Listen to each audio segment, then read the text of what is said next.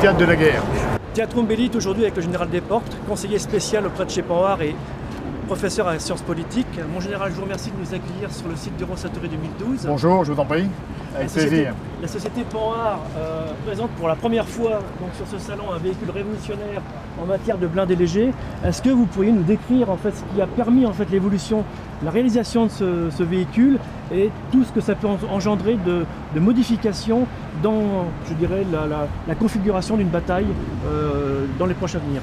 Tout à fait. Alors d'abord, je voudrais vous dire que vous êtes ici dans la maison de l'innovation. C'est-à-dire que fondamentalement, nous cherchons à penser autrement le combat. C'est-à-dire que nous avons observé ce qui s'est passé dans les 10 dernières années, essentiellement en Irak et en Afghanistan, et nous cherchons à apporter des solutions innovantes en termes de compromis technologiques, capacités opérationnelles. La deuxième idée qui nous paraît très importante, c'est que l'armée de terre française va se trouver face à une équation budgétaire extrêmement difficile entre les budgets, les coûts, les capacités et la qualité. Et nous considérons que nous pouvons, avec ce genre de véhicule, ce genre de solution technologique, apporter une nouvelle solution qui va permettre à l'armée de terre française de conserver un format suffisant en maintenant à peu près à l'identique, voire supérieur dans certains domaines, j'en parlerai, ses capacités opérationnelles. Vous pourriez nous décrire des détails concernant cet engin? Alors, j'imagine que notre temps est limité. Je voudrais d'abord vous dire qu'une des idées forces de notre conception, c'est que je crois qu'il y a un cœur de combat et puis il y a tout ce qui va préparer le cœur de combat. Cette idée-là, on la retrouve encore une fois, je vous l'ai dit, nous partons d'idées. Nous sommes partis d'idées. Nous avons réfléchi à ce que serait le combat demain.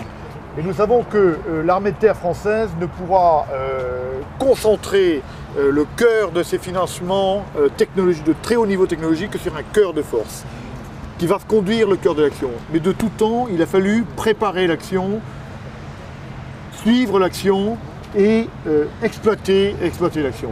Donc nous avons concentré notre réflexion autour de cette fonction de liberté d'action, à acquérir avant, à maintenir pendant l'engagement et puis à poursuivre après l'engagement. Donc voilà, occuper l'espace avec de la capacité opérationnelle, préparer l'engagement du cœur de force, la rendre possible grâce au contrôle de l'espace et les missions de liberté d'action. Ça, c'est la première idée fondamentale. La deuxième idée, c'est que nous avons observé ce qui se passait sur les théâtres d'opération et nous avons vu que la fonction protection prenait une importance extrêmement forte. Mais là, le bout de la symptote de la protection, c'est la vulnérabilité. Je m'explique, quand vous regardez ce à quoi a poussé la protection, c'est le MRAP. C'est des véhicules, le MRAP américain, des véhicules très hauts, des véhicules très blindés, qui ne bougent plus, qui passent toujours par les mêmes endroits parce qu'ils n'ont plus de liberté de passage, ils sont trop lourds, et donc ils sont devenus vulnérables. Donc nous avons pensé que le concept de protection est un concept qui est dépassé. Et ici, nous avons développé le concept de survivabilité globale. Survivabilité globale. Qu'est-ce que ça veut dire? Ça veut dire que cette survivabilité, elle est obtenue par la conjonction de 5 facteurs. Le premier facteur, c'est le facteur, évidemment, protection passive. C'est un véhicule qui est protégé niveau 4, niveau 4 en dessous, etc., qui présente une protection passive du niveau qu'exigent aujourd'hui tous les états-majors. Premier facteur, protection passive. Deuxième composant de la survivabilité globale, la protection active. C'est un véhicule sur lequel, électroniquement, on peut attacher tous les modules de protection active que l'on souhaite. Troisième élément qui nous paraît fondamental, et je dirais qui est consubstantiel à Panhard, c'est la furtivité. La furtivité, c'est un véhicule qui émet peu de fumée, qui a peu de masse infrarouge, et c'est un véhicule qui est bas. C'est-à-dire que ce véhicule fait 1,80 m à la caisse. C'est-à-dire qu'il n'est pas plus haut que le VBL. Il n'est pas plus haut que le VBL, ce qui veut dire qu'il se trouve en dessous de la hausse de combat du RPG-7. Le Crab, c'est la même chose, en dessous de la hausse de combat, véhicule furtif. Véhicule furtif aussi parce qu'il peut se déplacer moteur éteint. Moteur éteint, il y a une fonction boost à l'intérieur qui va lui permettre, par exemple en embuscade, d'aller prendre sa position moteur éteint avec des batteries suffisamment puissantes pour que son électronique, sa vétronique, puisse fonctionner pendant le temps nécessaire à l'action silencieuse. Si nécessaire, le véhicule peut repartir sans moteur, toujours sur ses batteries grâce à sa fonction boost, et ensuite, évidemment, est obligé de redémarrer pour redonner de la puissance électrique à l'engin. Voilà, donc on est là sur une grande furtivité. Quatrième élément de la survivabilité globale, c'est la mobilité. Donc nous avons cherché à donner ici non pas de la mobilité, mais ce qu'on appelle de l'hypermobilité. C'est un véhicule dont le rapport puissance-poids est excellent. C'est un véhicule, si vous le débridez, qui fait du 180 km/h. Évidemment, ça n'est pas concevable, ça n'est pas utile. Donc cette puissance, nous la bridons de manière à donner une excellente capacité tout-terrain. C'est un véhicule au centre de gravité qui est bas. C'est un véhicule qui avance en marche avant, mais qui avance aussi en marche arrière. C'est un véhicule qui peut aller jusqu'à 45 km/h en marche arrière avec 2 vitesses. Et le pilote le conduit comme s'il conduisait en marche avant, c'est-à-dire qu'il se saisit du volant, les roues avant sont bloquées, les roues arrière deviennent directrices, et il conduit exactement comme s'il conduisait en marche avant, mais avec la vision évidemment sur ses caméras qui sont derrière et qui lui permettent d'avancer. Aller en marche arrière, dernier élément, avancer en crabe, d'où le nom. C'est-à-dire que vous avez bien compris que les deux essieux, toutes les roues peuvent être directrices. Donc si on met les roues du même côté, le véhicule va avancer pas complètement latéralement, mais sur le côté, en biais, ce qui va lui permettre, j'y reviendrai, en particulier d'être particulièrement apte au combat urbain, puisque nous avons, c'est une réponse à votre question, nous avons conçu ce véhicule aussi autour du combat urbain. Hypermobilité, cinquième élément, c'est le nombre. Nous considérons que mass matters, comme disent les anglo-saxons, et qu'à un moment donné, dans un espace opaque comme l'espace terrestre, quoi qu'il arrive, il faut du nombre. Donc, pour le prix d'un véhicule classique, un remplaçant de la MX-10 RC par exemple, vous avez 4 véhicules comme ça, pour le même prix. Et moi je crois qu'il vaut mieux avoir 4 véhicules pour le même prix sur les 4 hauteurs de la vallée plutôt qu'un véhicule au milieu qui ne voit rien et qui ne peut pas combattre. 5 éléments, protection passive, protection active, furtivité, mobilité et nombre qui nous paraît extrêmement important dans la nouvelle équation budgétaire dont je parlais tout à l'heure. Je parlais du combat urbain. Ce que nous ont appris les combats d'Irak et d'Afghanistan, c'est que le combat urbain est fondamental. Avec un véhicule large de gabarit classique, vous ne rentrez pas au cœur des villes dans lesquelles nous pourrions avoir à combattre. Vous restez à l'extérieur. C'est-à-dire que des véhicules comme le 10 RC ou le Leclerc restent en zone pavillonnaire et ne vont pas jusqu'au cœur du combat. C'est impossible. Donc que fait le fantassin? Le fantassin n'a pas d'appui, il peut avoir l'appui des véhicules classiques mais de l'extérieur, donc pas l'appui direct, ou alors il fait artillerie, hélicoptère, avion. C'est-à-dire que les risques de dommages collatéraux sont évidemment beaucoup plus importants et il n'y a pas un lien direct entre l'appuyé et l'appuyant. Ici, on est dans un cas de figure très différent, puisque ce véhicule a un gabarit routier qui lui permet de rentrer dans tous les villages de type afghan par exemple, et donc d'appuyer le combat du fantassin au plus près et de ne pas tirer 2 km derrière ou 3 km derrière. On rentre dans les villages et on combat avec l'unité au contact. Et on tire et on a besoin d'une élévation importante.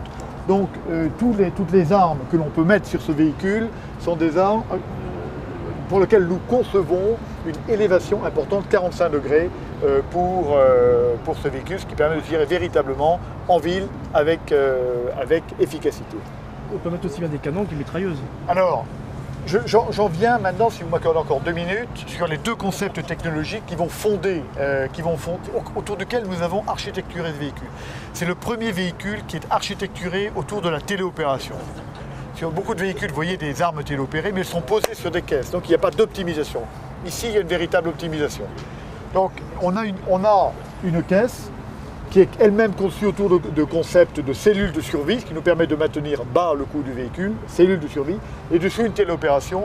Là-dessus, vous pouvez mettre une arme de 7,62 et vous pouvez monter jusqu'au calibre de 30, voire jusqu'au calibre de 40. Donc, un véhicule avec une 7,62, évidemment, ça va coûter presque 2 fois moins cher qu'un véhicule avec une tourelle de ce calibre, puisqu'on sait que dans un véhicule blindé, la tourelle coûte entre 50 et 70% du prix total du véhicule. Ce qui fait que dans l'équation budgétaire dont je vous parlais, là, vous pouvez avoir des solutions diverses pour résoudre le problème du nombre de l'efficacité opérationnelle. Je voudrais dire encore 2 choses. La première chose, c'est que la France est ou 3 choses. La France est en train de perdre sa capacité de projection blindée d'urgence, puisque le RC90 était un très bon véhicule, mais qui arrive en fin de vie. Et dans peu de temps, nous ne serons plus capables de projeter de la cavalerie blindée. Avec ce véhicule, vous mettez 3 de ces véhicules dans un A400M. C'est-à-dire que vous êtes capable de projeter du feu blindé, ce qui est fondamental. C'est fondamental aussi parce qu'avec l'A400M, nous ne gagnons rien en termes de capacité de projection opérative si vous ne contraignez pas le poids de vos véhicules.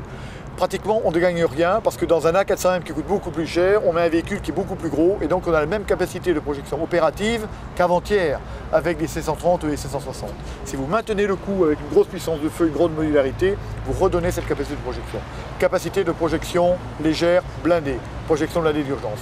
Autre élément fondamental, la France est en train de perdre également sa capacité amphibie. Nous avons une vision globale de notre importance. Comment imaginer notre présence dans le Pacifique si nous n'avons pas de capacité à projeter des forces, à faire débarquer des forces?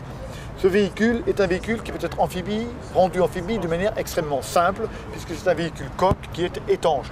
Si vous conjuguez ce véhicule et ce véhicule qui peut être un transport de troupes, vous redonnez véritablement une capacité de choc et de combat amphibie. Ça change la doctrine. Pour l'instant, on projette des véhicules qui sont lourds, c'est-à-dire que la doctrine prévoit qu'on va étaler des rouleaux sur le sable et que les véhicules vont rouler dessus, etc. Donc il y aura toute une démarche à conduire avant de projeter les véhicules eux-mêmes. Avec ce véhicule-là, la pression sur le sable est suffisamment faible pour que ce véhicule puisse débarquer directement des chalands de débarquement, même si le terme est improbe, et attaquer directement sans avoir besoin de tout ce cérémonial processionnel qui évidemment enlève une grande efficacité à l'action d'assaut amphibie. Voilà, ce que je voudrais dire, c'est que, dernier point, c'est que c'est un véhicule tourné vers l'avenir, c'est-à-dire que c'est un véhicule qui est architecturé autour de la téléopération, mais autour de l'idée de Scorpion. Et cette idée de Scorpion, nous l'avons développée, s'il vous plaît, avec la société Thales, avec laquelle nous sommes en coopération, et qui est en train de concevoir avec nous, dans une réflexion intégrée, je dirais, la vétronique de l'engin, de manière à ce que l'engin soit, et j'espère qu'il le sera, le premier véhicule Scorpion de l'armée de terre française. Merci, mon général. Je vous en prie. Monsieur Chambaud, vous êtes de la société Thales. Le général Desportes, qui vient de nous quitter, a parlé juste avant d'interopérabilité, d'innovation en matière d'électronique concernant ce véhicule. Une coopération a été entreprise avec vous. Pourriez-vous nous définir sur quel terme elle s'est faite? Alors effectivement, il y a une coopération, il s'agissait de valoriser ce nouveau concept, ce nouveau véhicule, et de le valoriser avec toute l'innovation qui est associée, avec aussi une électronique tout à fait innovante. Donc nous avons organisé des équipes intégrées qui ont travaillé ensemble et sur la partie architecture à partir des concepts qui ont été élaborés. Notamment sur le plan électronique, nous avons un grand nombre de capteurs à intégrer dans ce véhicule. Si on veut prendre un exemple, il y a uniquement pour la protection périphérique de ce véhicule 6 caméras qui permettent d'avoir jour comme nuit une compréhension de la situation autour du véhicule sur 360 degrés. C'est un véhicule qui se caractérise par un équipage de 3 membres, typiquement un chef de char, un observateur et un tireur et un pilote. L'ensemble des fonctions liées au véhicule, notamment le pilotage des moyens optroniques, des moyens de surveillance, voire même des moyens de feu, peuvent être partagés entre les différents membres d'équipage. C'est pour ça que vous retrouvez par exemple un joystick sur chacun des postes d'équipage. C'est un véhicule qui est aussi un nœud de communication. C'est aujourd'hui bien cette notion de guerre en réseau. Chaque plateforme sur le champ de bataille est capable d'échanger des informations en temps réel avec ces plateformes alliées et liées, on va dire, et puis en remontant des informations vers le commandement ou en recevant des ordres de type temps réel. Par exemple, vous avez ici des notions de partage de situations tactiques, des notions de partage des images vidéo qui sont issues des différents capteurs. Alors clairement, c'est un véhicule qui est appelé à rentrer dans la bulle du champ de bataille, avec le grand programme par exemple en France au Scorpion, et l'ensemble des moyens de communication doivent permettre, quelle que soit la nature des nœuds, de pouvoir communiquer. On peut admettre en fait qu'il y a en fait plusieurs fantassins qui soient à l'extérieur du véhicule, avoir un fantassin qui a une communication complètement individualisée avec les occupants du véhicule, ou alors une communication groupée, complètement partagée. Il peut être un nœud du réseau complet du groupe de combat, fantassin, crabe. On pourrait en fait considérer ce véhicule avec le fantassin dans une guerre moderne où l'information est prégnante comme le véhicule idéal en fait de la figure du caporal stratégique. Absolument, surtout qu'en plus ce véhicule a, comme vous l'avez vu, beaucoup de moyens d'enregistrement d'images, que ce soit des moyens longue portée ou des moyens de proximité. Et effectivement, l'acquisition de l'information, l'acquisition de la compréhension de la situation par l'analyse au plus près, avec les outils associés au plus près de ce qui se passe, et la remontée d'une information ou brute ou déjà préanalysée est tout à fait envisageable. Monsieur Chambaud, je vous remercie beaucoup. Je vous en prie. À bientôt. À bientôt.